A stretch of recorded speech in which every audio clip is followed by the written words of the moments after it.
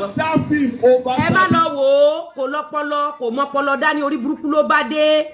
Fíìmù òṣì ni, fíìmù ìbànújẹ́, fíìmù èpè. Fíìmù tó fi fa ẹkún sójú ọmọ ọlọ́mọ, àwọn olórí burúkú olòṣì.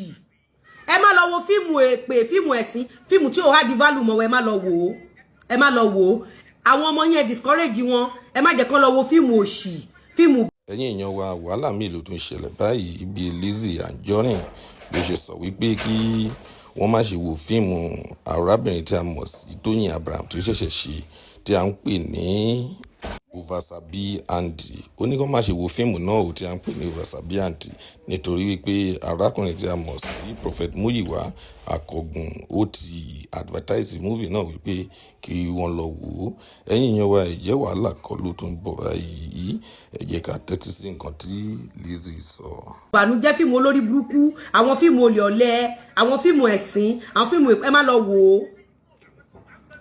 Ẹ má lọ wò ó. Olórí burúkú tó ń sọ̀rọ̀ yìí, ó ti rí fake fiction sí àwọn glorious children. Ó wá ní kó lọ máa wo fíìmù àwọn olè ọ̀lẹ, àwọn apanilẹ́kúnjayé, àwọn olórí burúkú, àwọn olòṣì. Ẹ má lọ wo fíìmù àwọn tó ti ṣòfò ọmọ, tó ti ṣòfò ẹ̀mí, tó ti ṣòfò iṣẹ́. Ẹ má lọ wo fíìmù wọn. Ẹ lọ wo fíìmù àwọn tí ò lọ́wọ́ sí ìbànújẹ́ anybody. Ẹ lọ wo fíìmù àwọn tí ò búlì àwọn èèyàn. Ẹ lọ wo fíìmù àwọn tí ò rí ìrun èké sí àwọn glorious ọmọ ọlọ́mọ. Ẹ má lọ wo fíìmù olórí burúkú tó ń polówó fíìmù tí wọ́n sọ pé òun ríran. Ọjà olórí burúkú, ọjà tó ti fi sin òkú àwọn ọmọ ẹ Múyìwá, ọjà tó ti fi sin òkú àwọn tó ń gbèjà, ọjà tó ti fi sin òkú àwọn tó ń gbèjẹ. Ó ṣe mọ́jà yẹn kó lọ fi ta fíìmù. Ṣé bó olórí ran? Ṣé bó Ọlọ́run rán ẹ? Ọlọ́run ṣe wá fi vision wọ̀n ẹ. Ọlọ́run ṣe fi vision wọ̀n ẹ. Grace, you see life. If I did not play this now, Lizzy nja, you will know this is how they've been operating.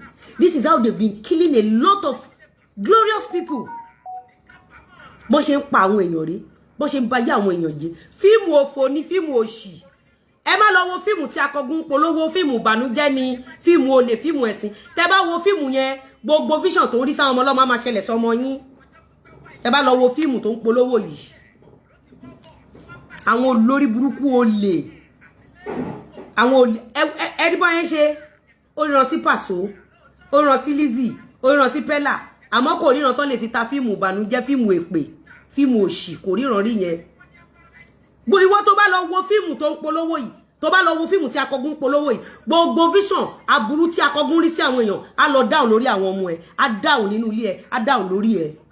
Àdàbí tó bá lè gbà àbò gbàdúrà kan fi àwọn ọmọ ẹ rí vision orí burúkú nítorí wọ́n fẹ́ polówó fíìmù ìbànújẹ́, fíìmù olè, fíìmù ẹ̀sìn, fíìmù òṣì. Àwọn olórí burúkú fake pastor olè.